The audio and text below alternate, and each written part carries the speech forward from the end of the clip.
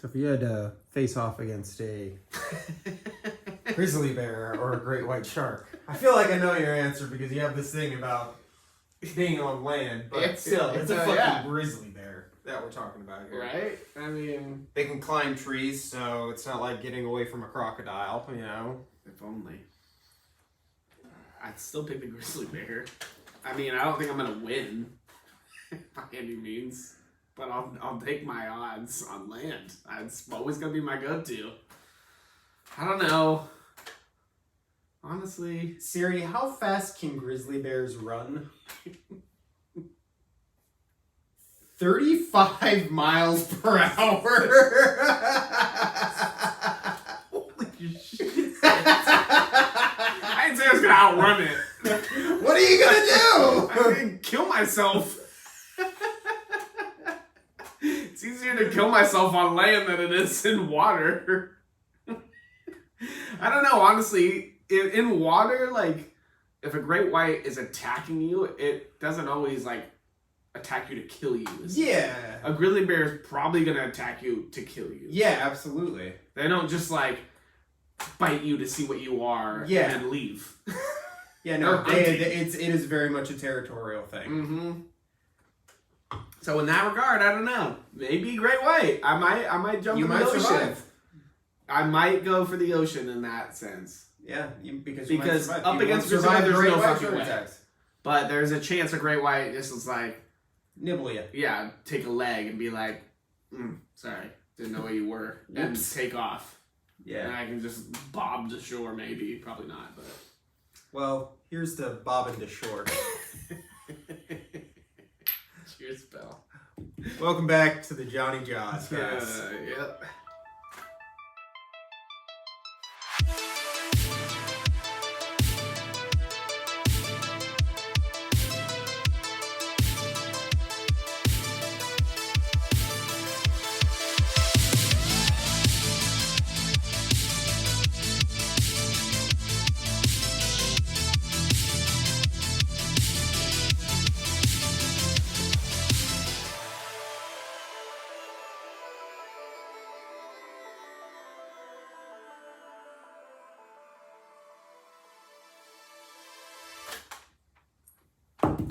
Oh yeah. Oh yeah. Woo! Woo. Yeah. That's nice. Burns the throat just right. Well, here we are again at the Johnny Jaws cast. I am one of your hosts, Johnny Horror. And with me, as always, my partner in crime, my first mate on the USS Johnny Jaws cast. Go ahead and introduce yourself. Brian! The one and only Brian, ladies and gentlemen. The one and only. The rest are cons. Everybody else spells their name B-R-Y. Yeah. That's trash. You heard it here first, folks. Anybody who spells their name that way, trash. Trash person. I don't know what to tell you. I don't make the rules. It's true. I was just born this way. You're just a guy trying to be a dude in a world of bros. You know what I'm saying? Anyways. Well, happy 2024, pal. Right. We made it. God. We made it through 2023 without being eaten by a razorback or a megalodon or a giant unidentified flying object. Right. Is that all that we covered last year? Oil monster, but it was technically a megalodon. That's what I said, the megalodon. That was a megalodon one. Right. Did we only do 3 movies last year? I don't know if I remember. Maybe we did one more. We're busy boys. It's possible. We're busy boys. We did other movies, but they weren't for the Jaws cast. Yeah, we did The Thing last year, too. Yeah, that was a good one. But that was for the podcast. Yeah. A horror podcast. Yeah, that was great. This one, not horrific at all by any means. Just a couple of dudes talking about giant creatures eating people. Not casual. Yeah, very. Yeah, nope, that's right. Yeah. The alien one. Mm-hmm. That was the one. God, that was a good movie. Great movie. Probably significantly better than the movie we're going to discuss tonight. Yes. Leaps and bounds. Yes, indeed. It's come a long ways. So if you've clicked the icon, then you know we're talking about Grizzly. You know, there's no reason to beat around the bush. Yeah, that one. So cool. I love that poster artwork. One of the best parts of the movie, right there, the poster. Yeah. Yep. We might be. I think it's a my good stuff list. We might be burying the lead here.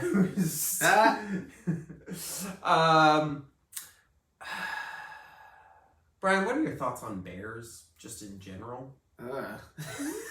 God. That's a loaded question. I mean, please elaborate. I want to know. The audience wants to know. Dislike them, but I don't want to be around them by any means. I'm not like Scotty Boy. I'm not trying to live with them and smell like them. I'm just, a guy. What about like Winnie the Pooh? Winnie the Pooh's cool. Yeah. Love Winnie the Pooh. He's not really like a real bear. He's like stuffed animal. Fluff and stuff. Bear, yeah. Yeah, he's pretty cool. He's got a cute little mouth. Were you? What the? So weird. It's an inside joke about Asher. That sounded horrible. It sounds worse when you say it's an inside joke about my dog because then they look exactly the same. Add the side-by-side photos right here. There they are. See, thank you for defending my honor and keeping me creepy. That's creepy. So bad. Well, you added the side-by-side photos right here, so they'll know now. It's an inside joke about Asher. Phrasing. No, just a bad choice of words.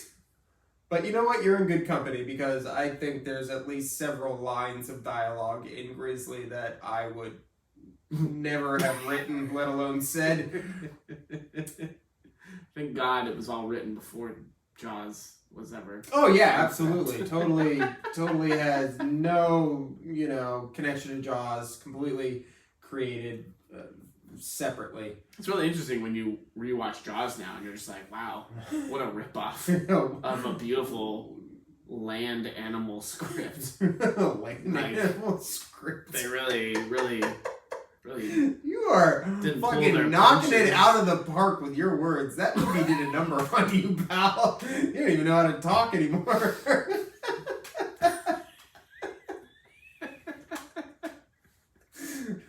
That's fine. You're talking about cute teddy bear mouths and animal scripts. We are not even 10 minutes into this podcast and we are already derailed so hard. Oh, God. Oh, how do you feel about bears? What? When this all started? I think my first recollection of bears is probably either Winnie the Pooh or Teddy Ruxpin, but I did have a teddy bear whose name was Jason. I really liked the name Jason. I think I was really upset that my parents didn't name me Jason. I wanted to be named Jason or Rex, and in retrospect, I don't like either of those names. I mean, Johnny's also a pretty white name. So. Johnny's about as white of a name as anybody can get, besides like Troy.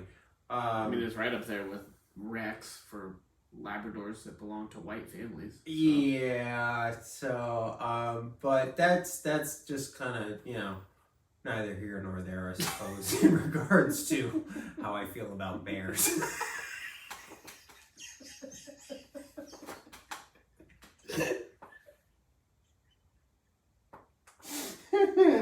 Fuck, we gotta get this fucking shit on the road. Okay, so, have you ever seen a bear in the wild? In the wild, no. We've heard one before, like when we were camping, because we heard like rustling and everything, and then we found out like the next day that like the camp next door to us like was like, oh no, that was definitely a bear. It wasn't raccoons. We're like, oh, cool. But black bears are, I'm not gonna say like not a threat, but they're pretty. They're scared of people too. They mind their own business. Basically. I've seen a shit ton of bears in the wild.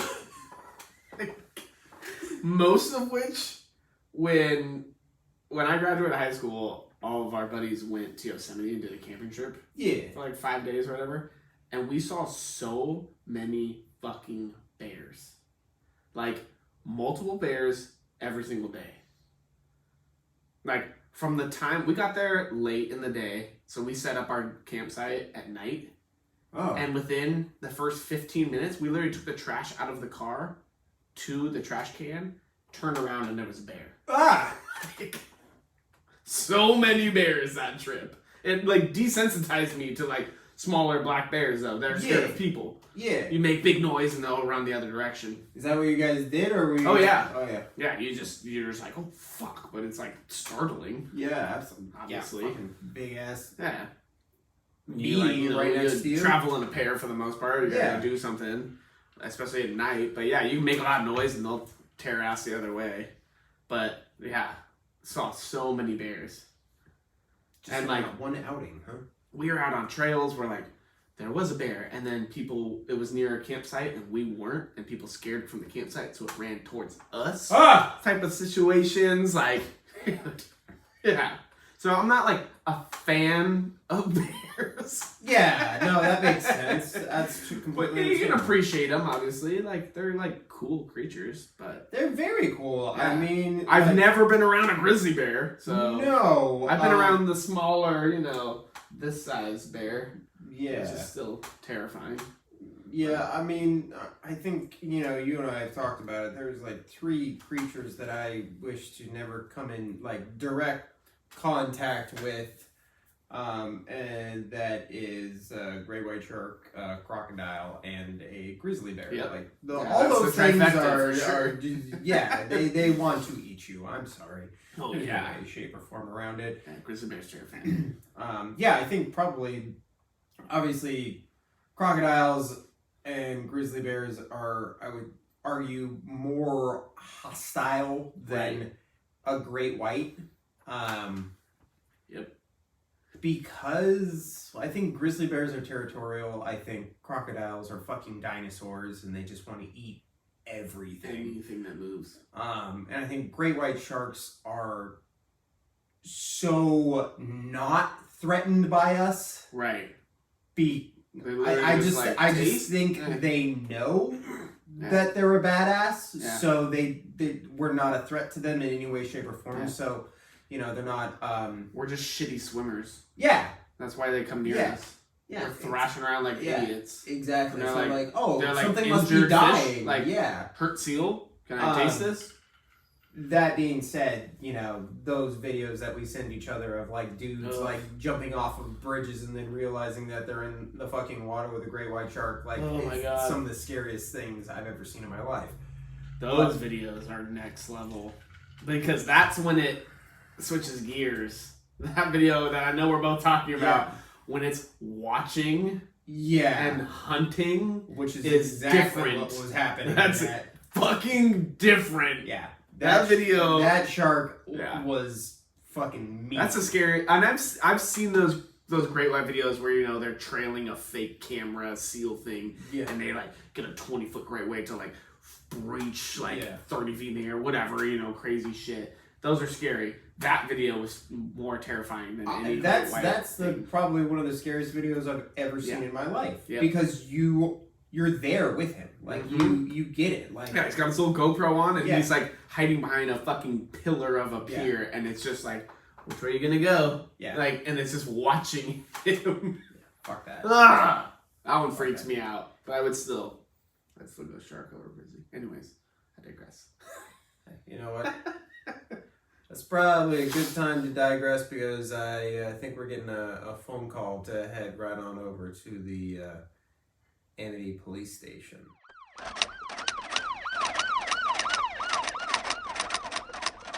So, Grizzly is a 1976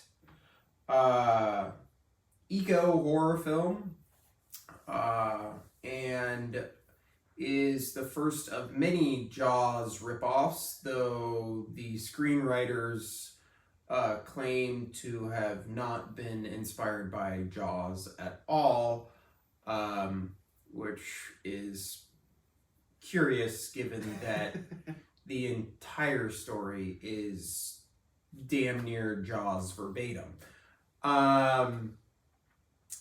But Brian, if you had to give a bad breakdown of this film, Try that one. yeah, I think I forgot to tell you about it. Ooh, let's see. Shoot from the hip.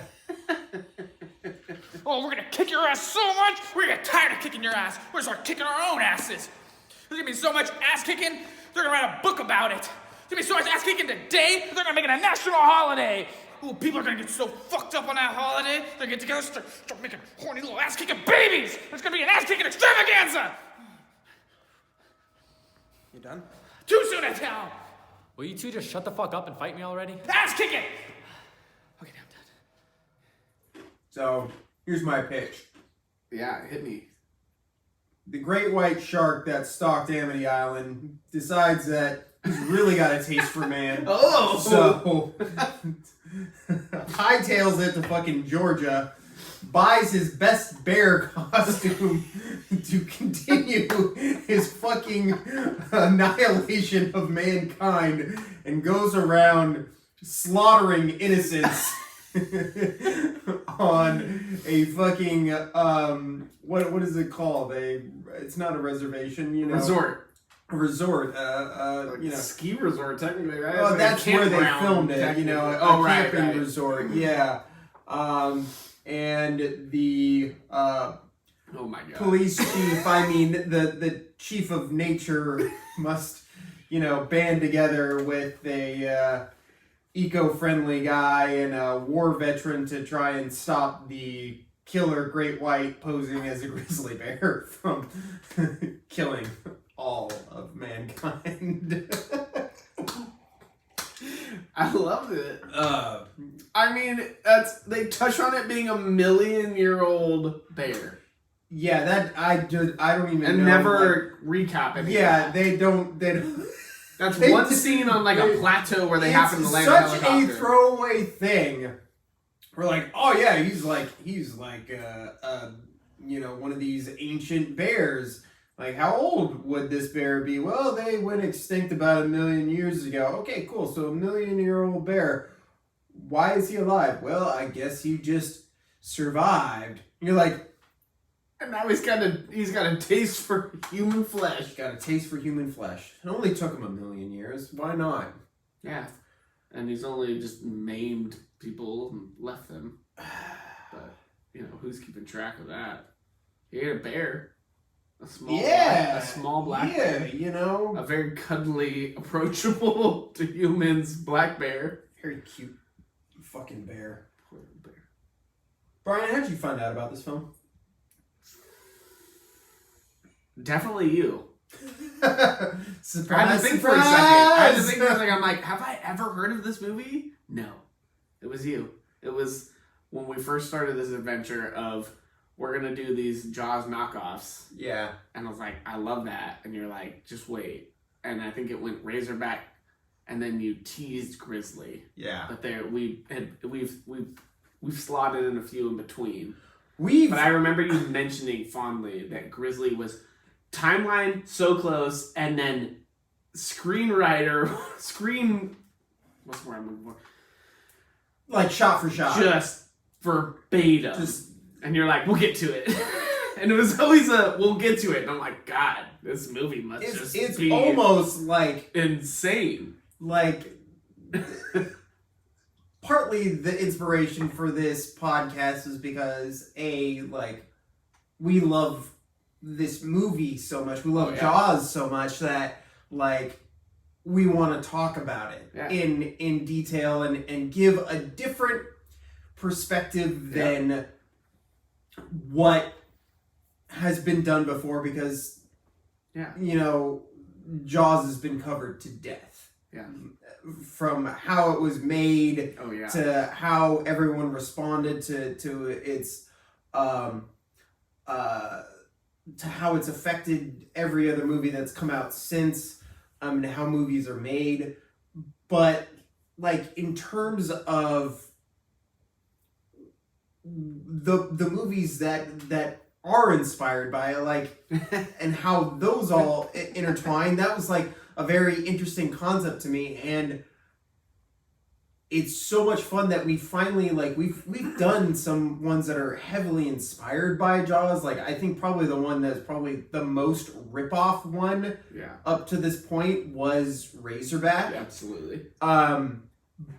But Grizzly is the king of all Jaws rip-offs as far as I'm concerned. Yeah. Like, it's so insane that they were not sued out of their mind by Universal, because it is just beat for beat the exact same. Yeah, you know those executives watch it and they're just like, motherfuckers! Like, can we? And it made so much money, dude! Yeah, it made 30-something million. It made like almost $40 million back in the 70s. That's insane. And it was released a year after. Mm-hmm. Like, hard hit, smack dab, here's Jaws on a mountain, and everyone was just like, take my money! Where do I sign? Like, do you take a check? This is 70s, you write a check at a fucking... Go to the movie theater. I'm sure you could back then, man. I'm always writing checks at the grocery store in the 90s, so... Hi, I'd like to take us to see Grizzly. Alright, that's gonna be $10.97. Give me a minute. You take a check.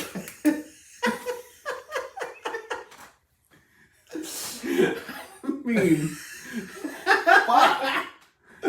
It's impressive when you really get into it. But man, I honestly can't remember the first time I heard about it. I remember the first time I watched it. The first time I watched it was actually in this house. Oh. It was... No shit. It was very early on. One of the very first, like, horror movies that I actually watched in the guest bedroom, which is now, like, our horror room.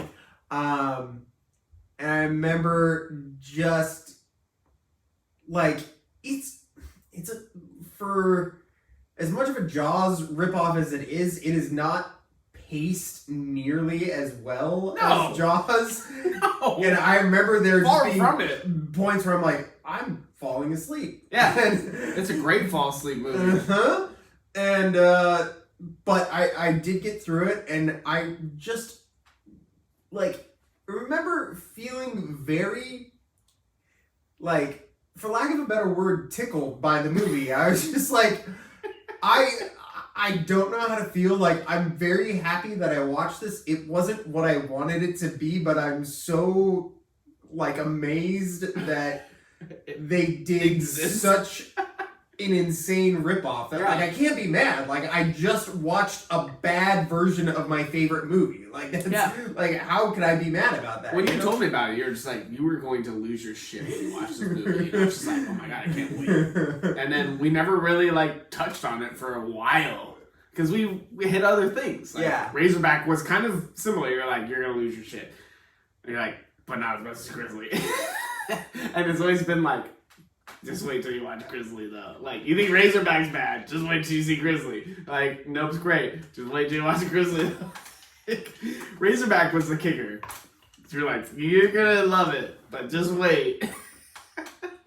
And I think for this year, like, I really want to do, like, some of the direct ripoffs that, like, happen, you know, right after that. Like, I really want to cover Orca, because Orca's, like, they're like, oh, yeah, you think Great White stuff? Well, like, in the very first, like, 20 minutes of Orca, a killer whale kills a great white shark, and they're like, oh, yeah, we killed Jaws.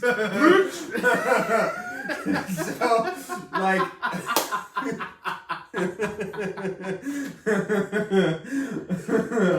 you were here. What's up? Beat us. What's up? And then proceeds to be Jaws from there on out. Okay, and following script now. You know, we've seen Alligator before, but that's one that we have to gotta cover watch that because, again. God, I just rewatched it again, and I was like, fuck, this movie's so fucking good. Alligator is like a legit, like, fun fucking movie. That was the first movie that you showed me of like, here is not Jaws. Yes. And I was like, wow. And you're like, you have no idea, buddy. We're gonna make a podcast. So I'm like, let's go. That was like, I think that was like probably like one of the first like little tastes of like, here's this trashy not 80s Jaws. Horror that like that I'm too. obsessed with. That too. Like, it was the best of both worlds. Yeah. It was not Jaws, and this is some 80s horror trash, and I loved it.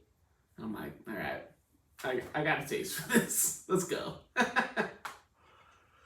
Well, now that we're all dialed in and warmed up, talking about fucking movies tickling us and teddy bears' mouths. Okay. God. We're going to move on to greener pastures, or as we like to say here on Amity Island, beautiful white sand beaches.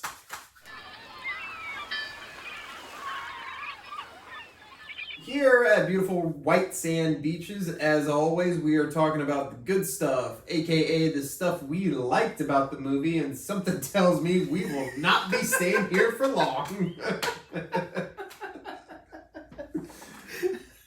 I think I posed to you that I wrote my first good stuff 3/4 of the way through the fucking film. And one of them isn't even anything that has to do from the movie. It was something you said to me about the movie. I'm like, you know what, that's going in the good stuff. I think that's my fourth one. Out of 4. I got 2, bucko. Damn! Damn! And it's not like there isn't stuff that I enjoy, but I can't rightly put it as good stuff, you know? That's fair. I get that. And it's really bad because because with the exception of the thing that you said, there's really only one thing. So Damn! Set the bar really high, sorry. Please, Brian. Once you're done getting yourself a beverage, hit me with one of those things that you liked about Grizzly. My first one I'm actually kind of proud of, and I loved it from the start to finish, was Bear Vision. Yeah. That was fucking cool. I dug it. I do Could have been better, but like that. I mean, obviously we're gonna get to things that are directly inspired / ripped off from Jaws. absolutely. And this is not a new thing because it's been done since the 60s with Peeping Tom and, you know, being set in the killer's point of view. But obviously, First person. Spielberg used it to great effect in Jaws because the shark was not working. We talked about how they used it in Razorback because the Razorback was very much not working, like, ever. And you have to, you know, kind of assume that it's very hard, given the small budget that they were working on with Grizzly, that they were going to have a fully animatronic, you know, 15-foot grizzly bear that they could show. So functioned. You gotta have to work. Yeah, apparently, you know, full transparency, we watched the Joe Bob edition of Grizzly, so he gave us a little bit of background on stuff, So which fun. is which was nice. That was Brian's first Joe Bob episode. Joe Bob Briggs. That was great. Got to pop his Joe Bob cherry. Wow. Come on, man. Really? This far in the game? Like, everything that we said this far, that's going to be the wow for you? Fuck off. But, yeah, I think he said that they had built some sort of animatronic thing, but apparently they left it in the rain.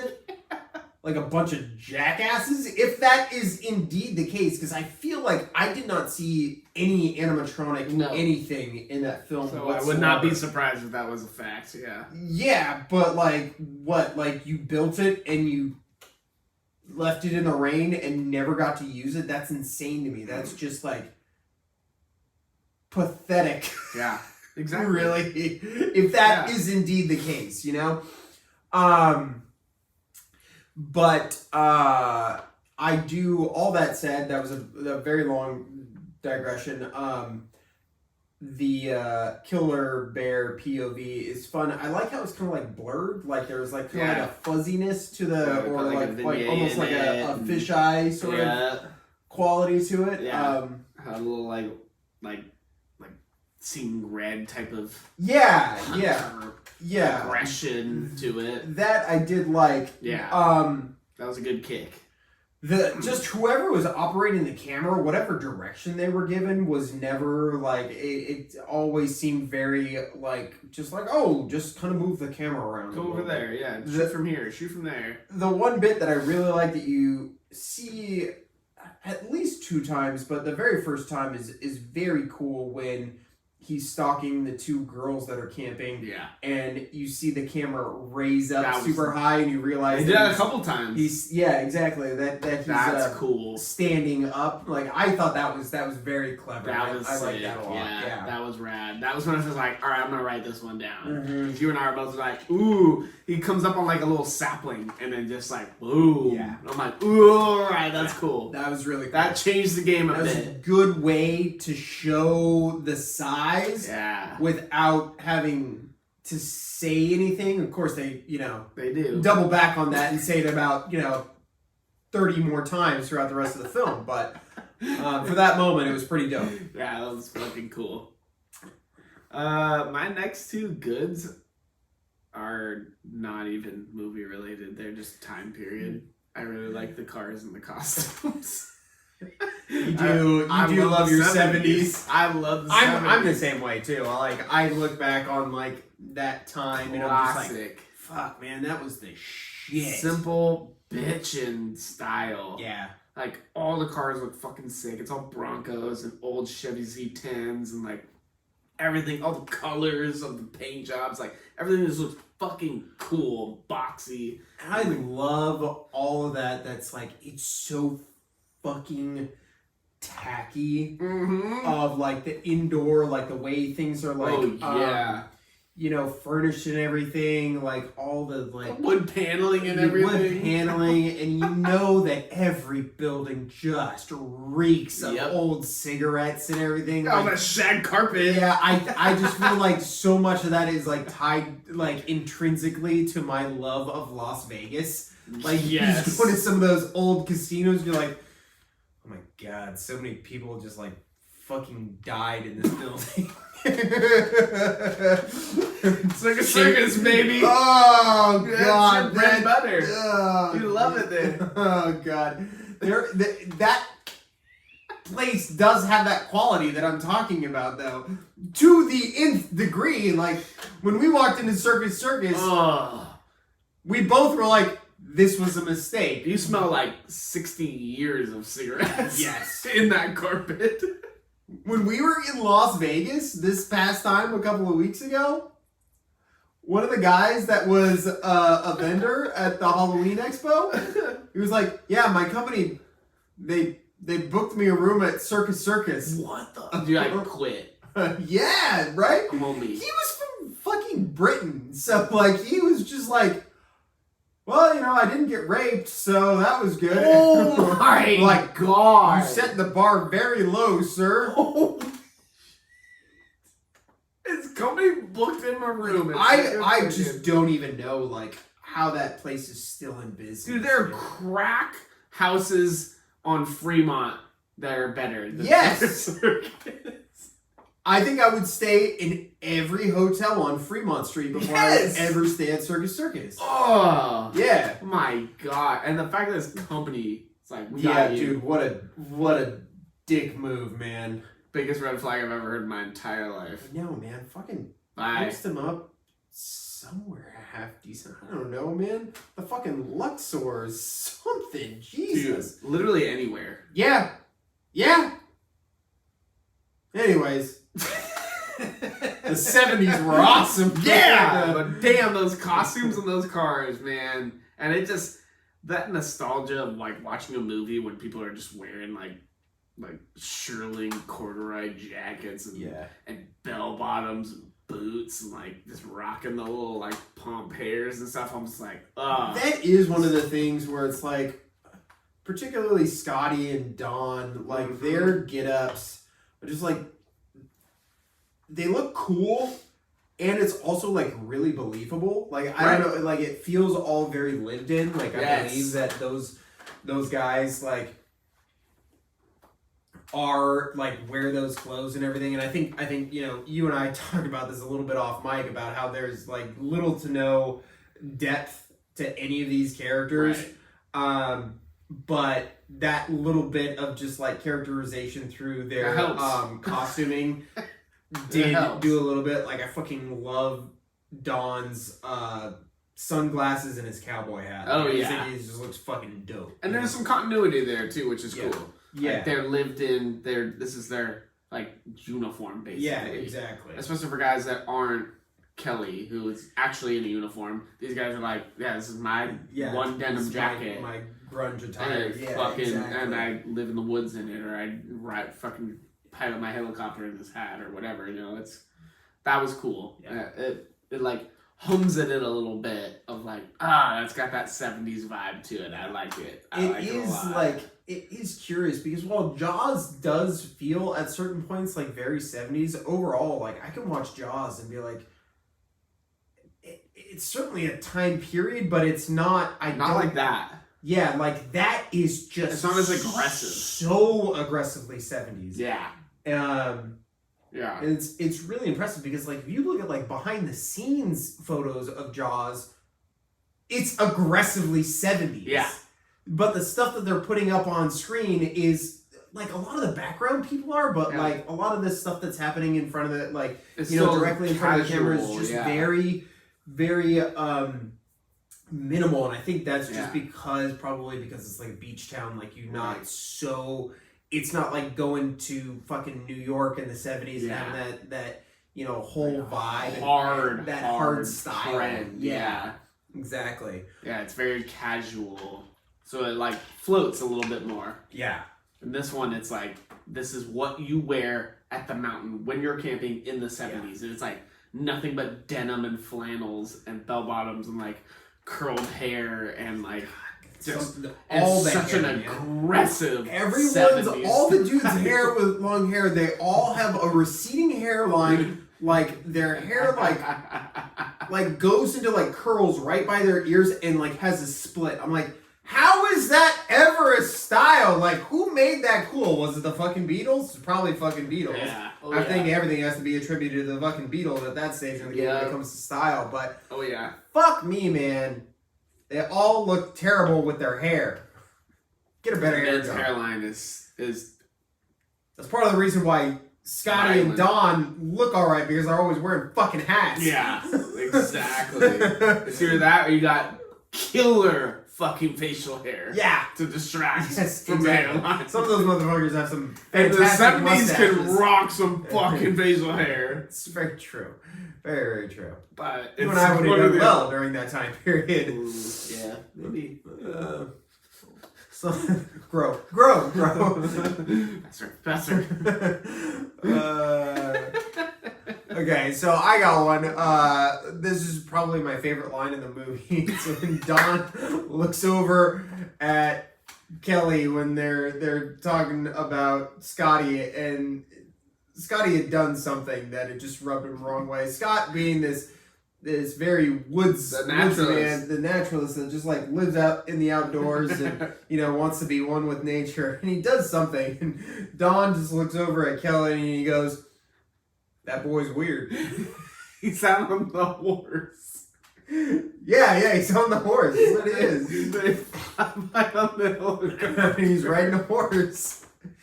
He's like, "That boy's weird," and I just fucking lost my shit. And that led me right into my other good one, which was you. And we'll get more into this later on. I promise we will, ladies and gentlemen. But Scotty's attire is, good lord, very much almost 100% just like Richard Dreyfuss's in Jaws. And Brian's remark was Hooper on a horse.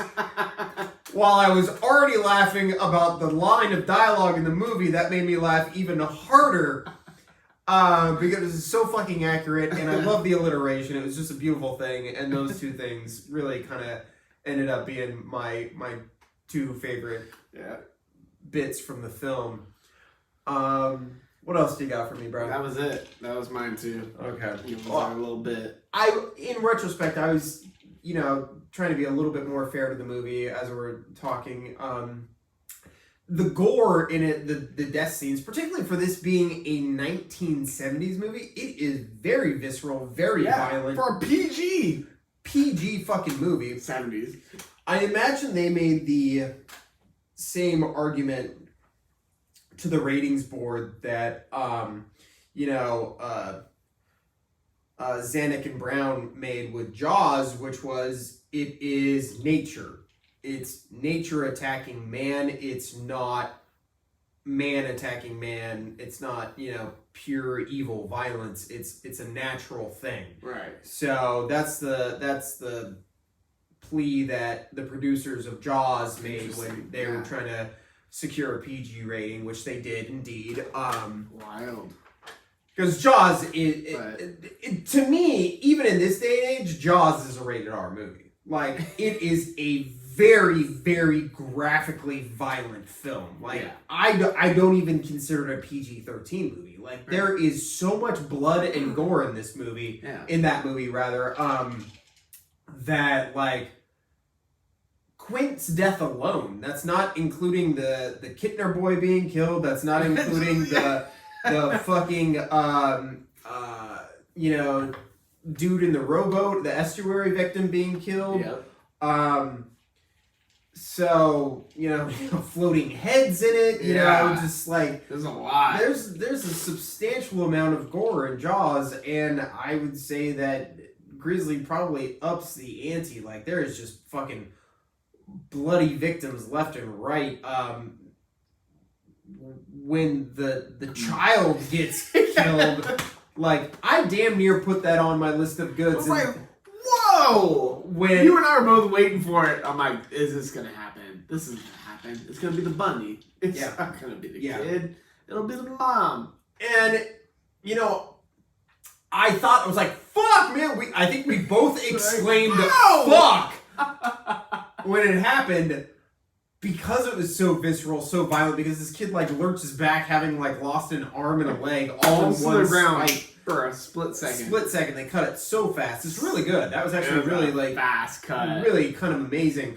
I thought that bit was great, and I was getting ready to put on my goods. Like, holy shit, they had the balls to kill the kid, and then I remembered they kill a kid in Jaws. And I was like, oh, god damn it, it's... We were both like, they killed a kid. Oh, that's right. But it was different.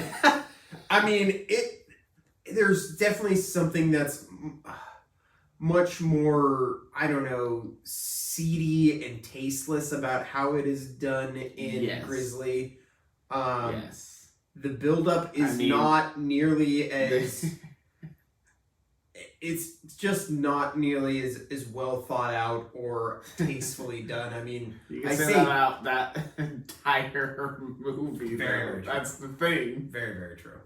Every aspect of this movie that I have a problem with, I'm like, ugh, it's a pacing, like, there's writing issues, but there's a pacing problem constantly. Well, but I mean, I think that there's at this stage in the game, we might as well, because our goods are bleeding into our bads at this point. So They are indeed.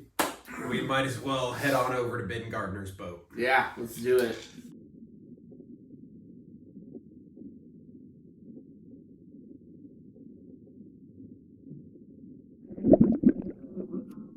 All right, gang, here at Ben Gardner's boat, you know the drill. It's the shit, aka the stuff we didn't like about the movie. And let me tell you, boys and girls, get comfortable because we're going to be here for a hot minute.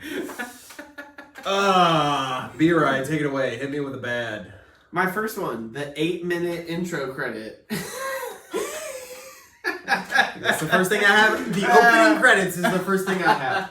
And it hurt me because the font and style is amazing. Yeah. And being a graphic designer, I just fucking gush over that shit. Yeah, that was one of the things that you were like 70s vibing about. Retro, bubbly, yellow and black font. It looks so good, and it just went on for so long. Oh my god! The intro credits never ended. It went on not just longer than the opening credits of Jaws, but the opening credits combined with the ending credits of Jaws. It went on longer than both of those things combined. And you know what? It's great that people got recognized for their work. That is awesome. But you could and granted, there's some stuff back in the day with certain union rules, this side or the other, that you had to list. Certain people. But 70s. I mean, they listed every single fucking person in the movie. I'm damn near positive you didn't have to do that until the end of the credits.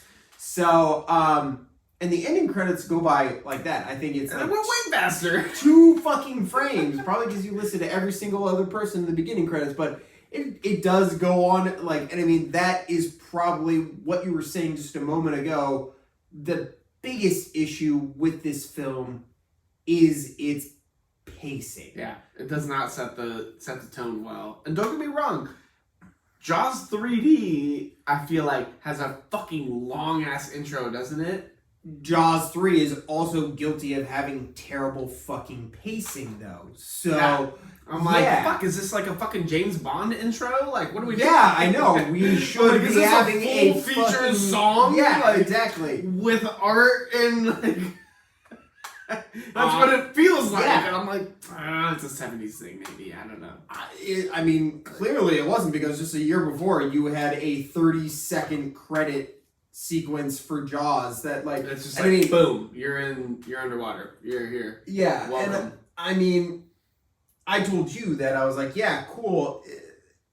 Isn't it interesting how the opening credits for Jaws are fucking foreboding as fuck? You hear those notes before anything comes on the screen. Yeah. You hear those fucking notes on a black screen. And you're like, well, this can't be good. Yeah. And then you get to the POV of the shark. You have the thump, thump, thump, thump, thump, thump, thump. And a couple of credits roll. And then we are on the beach. Credits are still rolling, but things are being shown. We're not just seeing, oh, look at how beautiful these woods are and shit like that. Shit, yeah, exactly. Just over aerial views. Constantly, though. The same thing. Yeah, over and over again. Yeah. I get it. We're in the fucking woods and they're in a helicopter. Yeah, I mean, you could have easily if you're gonna rip off Jaws that hard, you could have done just a POV of the bear coming down the mountain, which, Oh, it would have been so much better. Yeah, oh so my much god. At least you're all right, cool. I understand what's going on. You could have shot coming up on a pack of deer or something like that and having them skitter away, sort of a deal. Or imagine a bear's point of perspective from a canyon as the helicopter goes through, and then the next cut is it coming down. Yeah, you could have bled one into the other. You could have started with that helicopter stuff and then just kind of gone into that. It's kind of like a question that I have for you. I don't necessarily have it in my notes, but I did want to pose a question to you later, what would make this film better? But yeah, dude, I mean, overall, what you're saying, it's a hard setting. the pacing is the Yeah. biggest issue with this film, because It is. you can easily cut 20 minutes from this movie. Yeah.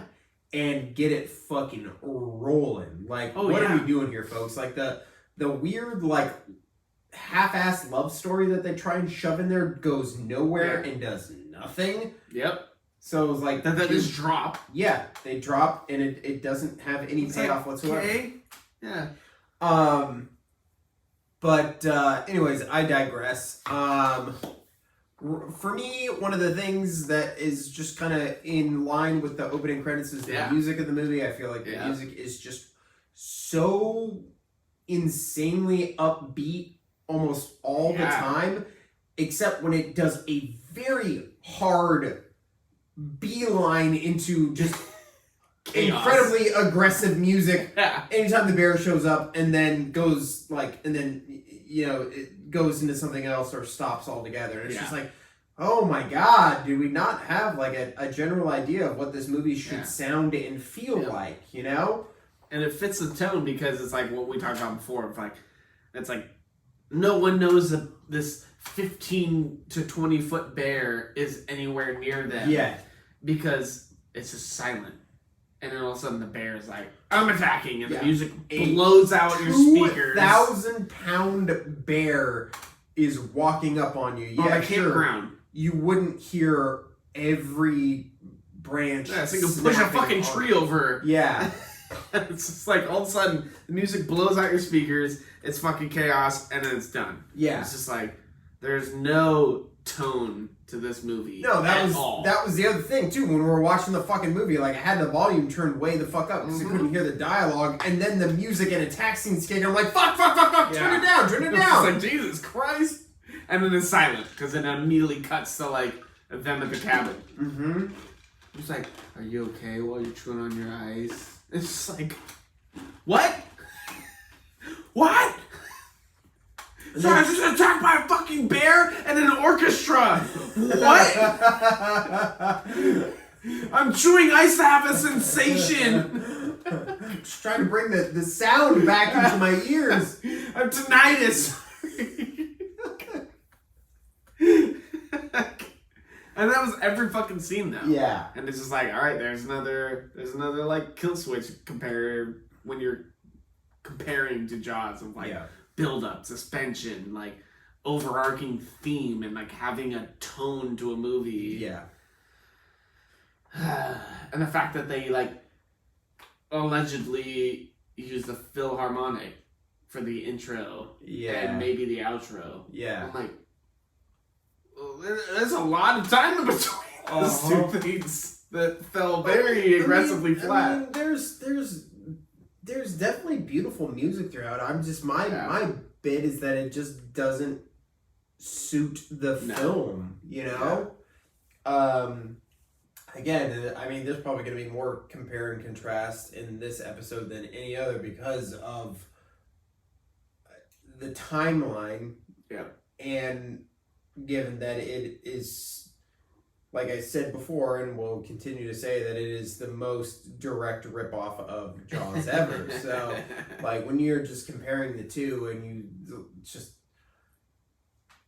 I mean, for my money, Jaws is the second best score ever made. So, spoiler alert, 1 and 3 are also done by the same guy. So, you know, you're kind of like, you're not gonna beat that score, but you could. I'm surprised that they didn't try to do something somewhat similar, working in the same vein of you know, subtlety and fluidity as far as working. Think about the score for Jaws and think about how you can listen to the music and know what is happening in the story. Yeah. You know, when you hear the thump thump, you know the shark's coming. When you hear the fun adventure stuff, you know the boys are on the boat. Right. You know, and just think about how that, you know, really engages the viewer with the story as a whole. Whereas this film does not have that effect whatsoever, because the music is just these sprawling, like, beautiful tones and everything. Yeah. I'm sorry, I'm not musically inclined, so I don't really know how to describe it other than, like, it's way too pretty for the film that they're portraying of this just fucking ravenous bear just mauling people. Yeah, they hit the uplifting notes, but they didn't hit the suspense and, like, dark side of it nearly as well. Yeah. But, yeah, I know what you mean. Hit me. We're on bad stuff, right? I had, what we talked about a lot, the frame rates. Yeah, that was a weird thing. Something was just funky. I don't know what it is. I don't even know if it was, like... Because I don't remember it when I was watching it originally, but this version of the film, it just felt like the frame rates were sped up. And it's not... Yeah. For me, it wasn't necessarily a bad thing. It was just a weird thing where, like, people were, like, choppy almost. Yeah, it was a lot on their close-ups. Like, it was, like, it felt sped up and, like, uncomfortable. Yeah. And, like, you could tell a lot when they were, like, overdubbed scenes in certain sections. Yeah, it was funky, but, like, enough to be, like, off-putting. Been like, all right. That was weird. That was funky. That one got edgy. Yeah, see, for me, like, it took me out of it a little bit too. It, like, particularly like the dubbing stuff. Like, I like the bad dubbing in, like, Italian movies. That's like kind of a fun thing for me because it's like old 80s, like, trashy Italian horror movies. The dubbing is so god awful. It's not, like, quite as bad as, like, Hong Kong movies, which just, like, there's no saving those because, like, the dialogue is still going when people have stopped talking. It's not quite that bad. Because with Italian movies, like, the ones in the 80s, they would have, like, 3 to 4 different nationalities of people all speaking their own language. So you would get people speaking Italian or French or German or English. Yeah. And you could see, like, the people are speaking English, but the words coming out of their mouths do not match the performance on screen, and it's just mwah. It's just beautiful. So that happens a couple of times in this movie. Particularly, I think probably the most egregious part is early on in the film with the girls at the campsite. Yep. I was when I first noticed it. I'm like, what's going on here? And I'm like, maybe these girls were not American. Maybe that it was, like, windy or something like that, and they had to redub it. Yeah. Like, for me, that's like one of those so bad it's good moments, but, like, the rest of the movie teeters on that line but never goes hard enough. Like, it's still trying to be a good movie, and that's part of the reason why Grizzly is not, like a Deep Blue Sea level.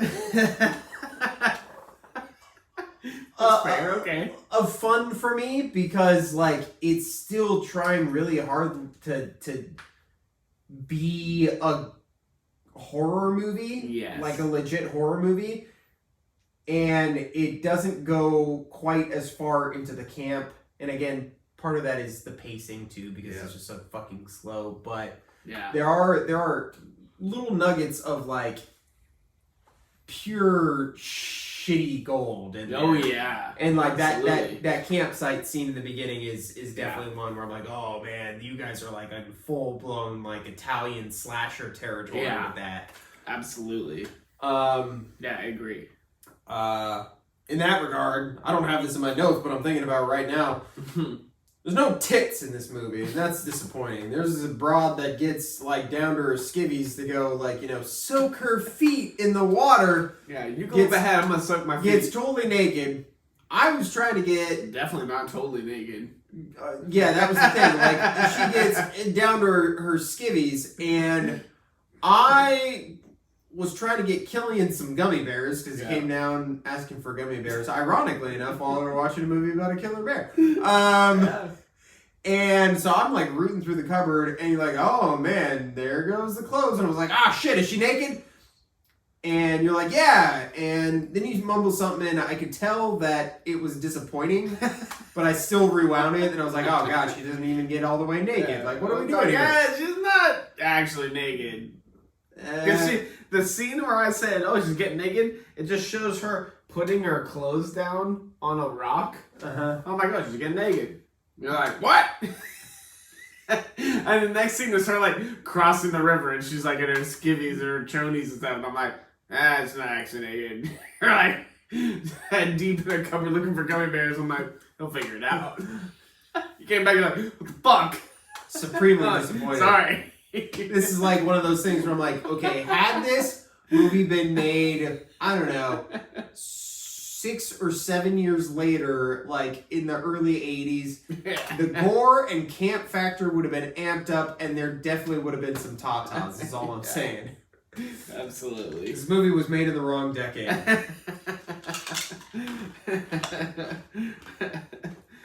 My next one was any side actor's performance. If they were not a main character, they were like the most like A, B, C, D, E, F, G actors. Yeah. Like just like the gals getting killed in the first scene is fine because it's like you know they're getting dubbed over. You know they're like doing their best. But their performances their performance is just they're terrible. Like them both getting killed.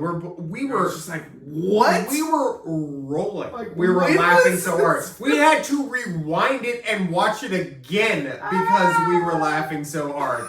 Yeah, like what the fuck? Like did her head get cut off? And I'm like, I don't know. Rewind it. We did. She's like, I feel like, given the fact that the bear decapitates a horse later on in the film very, very cleanly, it probably what did happen there. You know, that was the head. Yeah, but no, because the sheriff shows up later and she falls from the rafters, head intact. I don't even know what goes on in this movie. Yeah. But sister dying.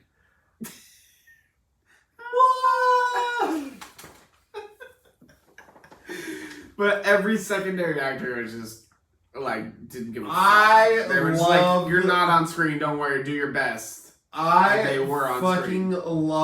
I'm just gonna call him knockoff Larry Vaughn, whatever the fuck his name was. The guy who's clearly playing the mayor. Okay, yeah, Kittredge. Is it Kittredge? Yeah, it's Kittredge. It's Larry. Yeah. Knockoff Larry Vaughn. He is so fucking like I think his note was just be a fuck. You're talking about his masterclass in acting, right? Yeah. I think he fucking nails it. Like he's so fucking smug and so fucking dickish. And I'm like, I want my brown plastic office. I don't even know what that means. I don't think anybody knows it. Yeah. He wants to. I'm assuming that's what it meant. Is that he wants his cubicle in Washington. Yeah, that sounds terrible. That sounds like the worst thing in the world. That's his goal. But particularly the love interest who was the wife of one of the screenwriters. Oh right, yeah. The character's name is Allison, played by Joan McHale. Like, it's not so much that she necessarily does a bad job. She doesn't do a good job, but she's also not given a lot to do. And exactly, it's a hard line. Yeah, it's a very hard line. There's a lot, and my judgment working against her, and the fact that she's essentially a superfluous character doesn't exactly help either. But I mean, yeah, like even Christopher George, the main character, is Kelly. Like I love Christopher George because he's been in some of my favorite. Like, absolutely favorite shitty movies of all time. Like, one day I will show you Pieces. Oh. And we will have arguably one of the best nights of our lives. I was going to say, it sounds like another podcast promise. And we just might have to do it, buddy. Because it is the fucking shit. And every time I watch him in this, I cannot take him seriously because I've seen him in Pieces. and I just fucking laugh at everything he says in pieces. So it's Okay. really hard for me to take him seriously in this. All right. But I agree with a lot of the acting thing. I think my two boys, Don and Scott, like both of them, I'm like they're doing good, but everybody else is They're doing their best. so Everyone's far doing their at best. that's fair. That's fair. I stick to the point that I said earlier of you're not in frame. Do your best, and they were in frame. That's what this movie looks like to me. Yeah, The hunters, everyone else. the camera's just driving by, just kind of walk around, you know. Yeah. You're not in frame. Just pretend you are. Just be in character, Yeah. you know. And that's what we got from secondary actors. That's what it looks like. Yeah,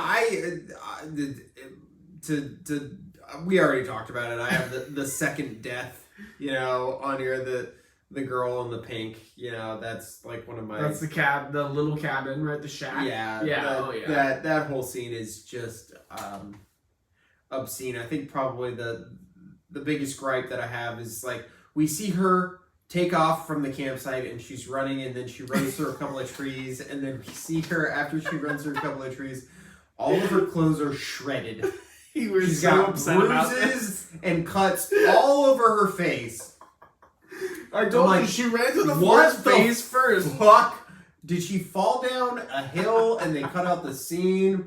You know, I watched like one of our episodes where like you get beat up really bad by like a plate, like a weighted plate, right? In the garage. Right, yeah. And I kick myself every time I watched that because I didn't listen to you at the time, which was like, should I be bleeding already? Like after like one hit, don't you think it would take a little bit longer? And every time I watch that, I'm like, fuck, I should have listened to Brian. Like I was just in the moment, just like doing stuff. He shouldn't have been bleeding already. Like it should have taken a little bit more time for the bleeding and bruising to kick in.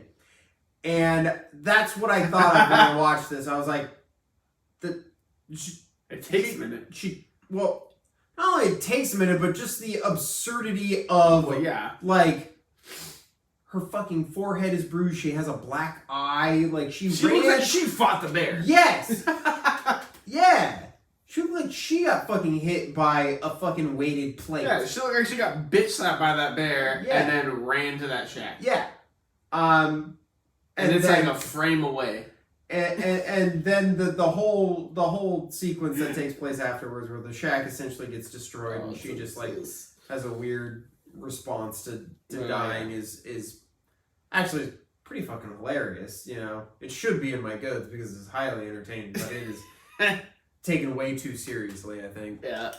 My other one, man, you're hitting deaths. I had one, but I don't want to. I don't know. It's not a spoiler thing. It's Hooper's death. You know, I had a hard time with that. Scott. Yeah, that death pissed me off. That's just shitty writing. Yeah, it was I remember being very kind of bothered by that as well. The first time I watched it, because I think I told you when we finished the movie. I like looked at you and I was like, dude, I fucked up. I thought all of them lived at the end of this movie. But like in discussing this, like I do remember that being like something that was like, why the fuck wouldn't they just kill him the first time? They have the bear attack him and then bury him. Why doesn't he fucking survive? Yeah. Why is that a thing? His writing is just trash in that scene. Yeah, it doesn't piss me off so much. It doesn't make any sense because, you know, you're fucking decapitating a horse with one swing. He gets hit, and he survives by the same paw.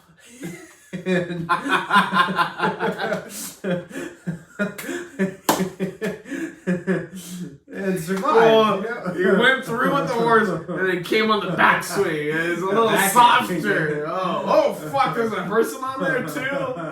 Oh shit, I better bury him. Fuck. Save him for later, I guess. Not the horse. I got a taste of Not that the human horse. flesh Not the giant horse body, but the person I'm body. gonna save this human for the stew I'm working up on later. Yeah, it took about 7 hours to bury him. You see the little bit of dirt that's being like kicked up. A It's 2,000-pound bear It's like he's using his fucking pinky. is kicking up dirt the way a fucking toddler would. And then he wakes up. And he's like, I'm alive. And it's like this big fucking scene. You're It like, goes holy on for a shit. while, yeah. A long fucking scene of him being like, I survived the bear attack. He breaks out of this small little fucking grave. Just to look over and look at a bear's dick. And he's just like, Yep. now you're dead. What a waste. I'm Like, like- that's the scene that you just cut. Like, just have him dead already. Like, you don't need to do that. There's no point. Yeah. Or push it.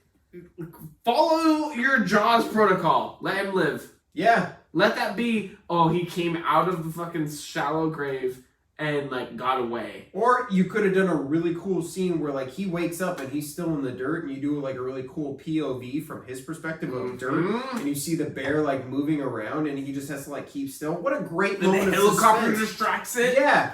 What a great moment of suspense. The two of them land to shoot the helicopter. And then just imagine that. Distracted. Like, it cuts there, it goes to the other two guys, they have their whole showdown, and then at the very end, Scott comes walking out of the woods and catches up with Kelly. hand out of the fucking dirt. Yeah, exactly. Like, How that's his fucking dope fucking, would like- that have been? One dies, helicopter pilot dies, and then he fucking breaks down and is like, Mhm. and then the fucking, and Kelly fucking's like, Would've been what? great. Stupid. You're welcome, Hollywood. Thankless job. I have the dialogue. There's just so much dialogue in here that just means nothing. It's As a bad. Nothing. Yeah, it's horrible. There's like particularly I think most of it is dialogue between Kelly and Allison. Yeah. Oh, it's just. He's like, I had it all figured out. I married this really rich girl, but it turns out we were both mercenaries, and What? so and she's like, so what did Forgot you do? about that. Did you leave her? He's like, no, I did a much more subtle thing. I faked having an affair, and then I became a Park ranger. park ranger. And now I'm living my best life. And you're just That like, scared her off. yeah, that scared her off, and you're just like, What the fuck? I Who forgot about the that entire scene. fuck talks like this? This is like a thing that you have to do as a writer. I fucking do this with my shit. You say it out loud. Yeah. Just say it out loud multiple times, and if it doesn't sound like a fucking person is talking, change it. People don't, like, we found out we were both mercenaries. What the fuck does that even mean? What? That's why he knows how to shoot a bazooka. Barely. Yeah. Whoops. That was by luck. Just lucky that bear was 2,000 pounds and 20 feet high. Otherwise, I would have missed him. Yeah, 15 feet away.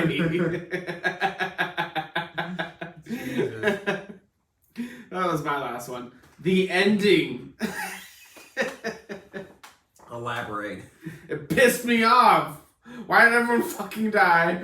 Why does it immediately go to long credits while he slowly goes to check on a dead body? Yeah. A very, very bleak. Bleak as fuck. Yeah. I did not remember that Dawn died. At all. I was like, after Scott died, I was like, all right, cool. The other two definitely live. And then when the bear's like creeping up on him, I'm like, oh, fuck, Dawn's gonna die. And then just gives him the biggest goddamn bear hug I've ever seen. And just like, Well, that's Pushes his kill inside. move. Yeah. yeah. Apparently. He does it to the 5-year-old child, too. And his mom. Yeah, I just don't know why, like, Dawn being, like, a certified war veteran, Yeah. fucking run He shoots 2 shots and then immediately switches his rifle into bat mode. Yeah. That's it. Not would have been. He's like, boom, boom. Not my first I'm like, call. there's no way, homie. Yeah. Run Bob around. and weave. Go back to the helicopter somehow. Yeah. Try. Yeah. That cannot be your last ditch effort. Yeah. Against a bear. A Prehistoric million-year-old bear. million-year-old bear. This, oddly enough, seems to look just like regular bears, but I know. Yeah. I got a line here that is this goes back to bad dialogue where Kittredge says to Kelly, "A bear is just a bear," and then Kelly responds by saying, "A bear is not just a bear, believe it or not." I mean, if a bear isn't a bear, do tell what a bear could possibly be. Please tell me. It sounds like when I get into an argument with my wife and I am grasping at straws. A bear's not just a bear! She's like, we were talking about finances. What the fuck does this have to do with bears? You know!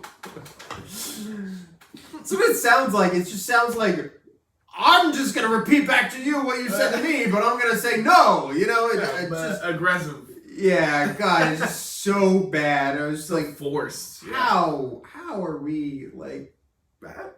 Was approved. Yeah. That's the script. Yeah. Read it. Poor Christopher George. Like, I feel like that poor man deserves better dialogue than he was given. This is Kelly, right? Yeah. He's the same one who passed away at like 52 or something. Yeah, right? yeah, That's what they said. Yeah. God damn. Not nearly as depressing as the fucking director who died at 30 scouting for his new Oh, movie. that was the director? That was the director that died in the helicopter. Yeah. That's crazy. I didn't realize that was the director. I didn't realize that was the director. Yeah. God. Yeah, that's just fucked. Gnarly. That can definitely go under the negative shit. Yeah, as it should. Well, that was the end of my bad stuff. Yeah, I mean, I could keep going. I have like some gender politics stuff. Again, this goes back to dialogue and bad writing. Just like the fucking like shit between Kelly and Allison when she's trying to like join him, and he's like, like I don't want to play little boy, little girl.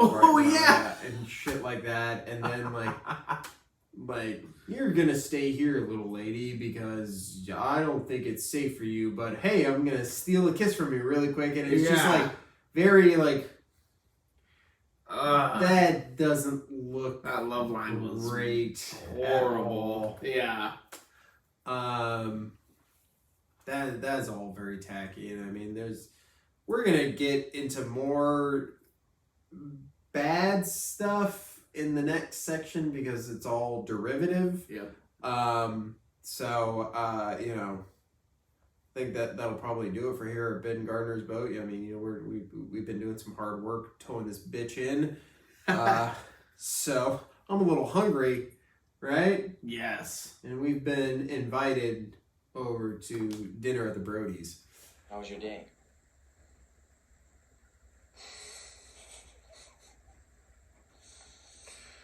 Swell.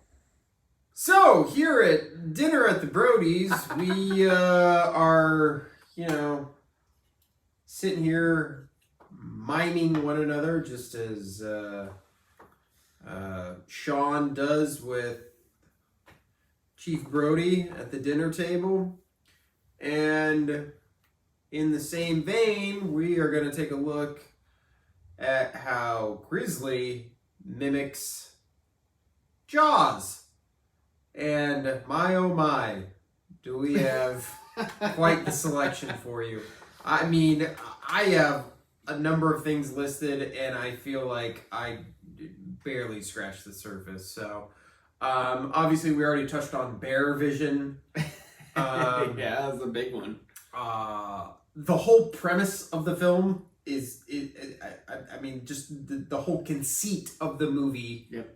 Is Jaws. Yeah, that was my first one. Everything frame by frame. Yeah. You have the scene of all of the campers running down the mountain in a very chaotic fashion. Huge. It's like all the beachgoers running out of the water. Yep. The hunters scene, the hunters being sent out, for a bounty to be able to catch the bear and especially or like riding in the back of the trucks and stuff. Mm-hmm. And the way they arrive is just spot on. You want it to be like an homage because it's so accurate. It's hard to not want it to like. I mean, that's part of the fun of this movie. Like, if it was more subtle with its Jaws ripoffs and it was still the same pace and still the same dialogue and characterization and all that, I don't think it would be nearly as entertaining, Yeah. Good point. Scotty, who is for all intents and purposes the Matt Hooper character, Right. He wears the same fucking costume. Matt for Hooper's Christ's sake. outfit is one of mine. Yeah. Yeah, he's wearing the Canadian tuxedo and a black beanie. Yep. My God, how much more derivative can you get styling the man the same? Followed by the sedated tipped bullets. I was going to say the trank bullets, which we get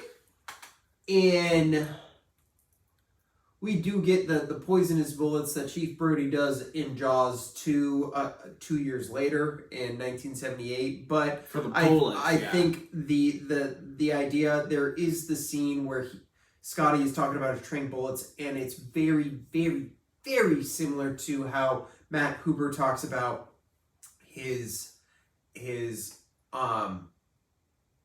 spears and his harpoons that he brings on the orca, and how Quint's kind of being like, that how could that possibly work, basically, or that's nice, expensive, and that's gear their that you brought aboard. conversation, and that's essentially the conversation that he has with Dawn. And Dawn, of course, has to give some sort of speech in regards to this, that, and the other, as far as grizzlies. I forgot about that. Talks about a herd of grizzlies attacking Indians. A herd or a pack of grizzlies, whatever the fuck. A herd, no, it's a herd. Have you ever heard of a herd of grizzlies?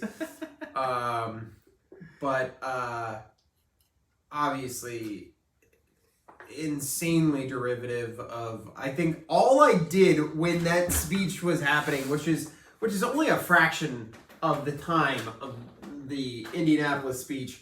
But the minute it started happening, I didn't even say any words to you. I just started doing this to the screen. Yep. Here we go. I was waiting for it. The bullshit. Yeah, this had to be a moment, and they found a little window. We talked about the kid getting killed. Yep, child endangerment. Obviously, you don't even have to say how much Kelly wears the same outfit that Martin Brody wears throughout Jaws. They have the same tan, style of uniform, basically. What do you have that I haven't covered? That was it. No, that was all of them. Yeah, I mean, those were verbatim. I mean, Jaws. obviously, everything that happens with the park director and his antagonistic, we can't shut down the park because reasons and that aren't disclosed. Yeah, it just doesn't make any until fucking it's sense. a personal benefit. It doesn't even how can keeping the park open even warrant you a job in Washington? The two don't intersect in any way, shape, or form. At least that is described in the film. The Quint character of Don dies in the last 5 minutes of the film. Heroically. Heroically. Arguably, like, honestly, arguably more heroically than Quint. It's not that Quint doesn't go out like a boss, but just that the circumstances surrounding his death are much more out of his control. Yeah. Rather than Don, kind of, he knows what's coming and decides to stand and put up a fight rather than a fucking 3-ton fish jumping on your boat and swallowing sinking you it whole. and making it a fucking slip and slide for your demise. Yeah, not a lot of choice involved. Yeah, a lot of fight. Could have been flight if he had the choice. Yes, I think he would have chosen flight. Don had fight, no flight. Yeah, it was a different end of the scale. Exactly. And then obviously, like, I mean, even the dynamic of Scotty going off on his own is very similar to Hooper going down in the cage. Obviously, Hooper was supposed to die originally in the cage sequence because he does die in the book. Yep. And because of the underwater footage that they shot with the shark, all this is, nothing new to anybody who is familiar with Jaws even a little bit, that, the real life underwater footage that they shot with the shark, there wasn't anybody in the cage, and so they changed the script to have Hooper live, which I think is, for the film Jaws, is a masterstroke. Yeah. But the dynamic of having, the Chief Brody and Quint characters secluded while Hooper has to fight his own battle, essentially what happens in Grizzly as well. Yeah. And then, of course, the fucking chief blows up the villainous animal. Much like damn, I was upset that they didn't give him a tagline. I'm like, just come on. Honestly, like, with the way how bleak that movie ends, it would have felt, it just doesn't even feel like it would have fit. No. Because, like, he blows up the bear and then just kind of, like, walks over to Don's corpse and just kind of, like, sits by him, and the credits start to roll. Behind the credits, yeah. Yeah, and the credits start to roll and you're just like, okay, I guess that's it. You just know how to fly a helicopter. There's a fire going. This bear was just blown up by a bazooka, which is tasteless to no end. Came out of nowhere. Yeah. After he fired like 7 rounds at it, he just goes back to the helicopter. He's like, you know what, bazooka instead. It takes all, like, we could have started with that. It also takes, like, kind of all the, all the tension building, like, can Brody hit the tank with the bullet? Can he do it?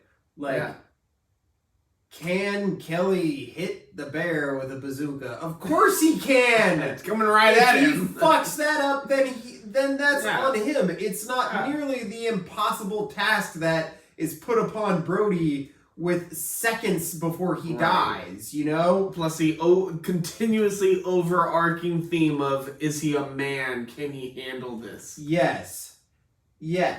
And I mean, also, the closer the shark gets, the more likely it is that Brody doesn't succeed. The closer the bear gets, more likely it is that Kelly succeeds. You better hit it with the bazooka. Yeah.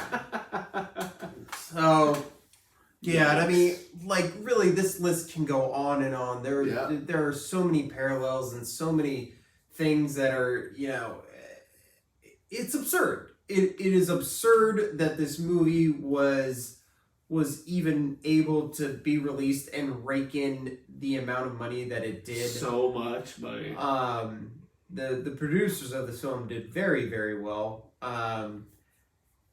But that I would say that is part of the the charm of this movie is essentially what it was able to get away with. Yeah. Highway robbery. And on that note, I think we will take a break. Give all of our listeners some time to chew on what they've heard. And we will be back with part 2 of our coverage on 1976's Grizzly, in which we will discuss a little bit of the history of the film, behind the scenes stuff, talk about maybe some alcohol related content, and maybe hand out an award or 4. But until then, I am one of your hosts, Jony Horror, and with me, my partner in crime, my first mate aboard the USS Jony Jawscast, Brian Calvert. Yeah, maybe. We are bidding you farewell and adieu, and, stay frosty. Adios, muchachos!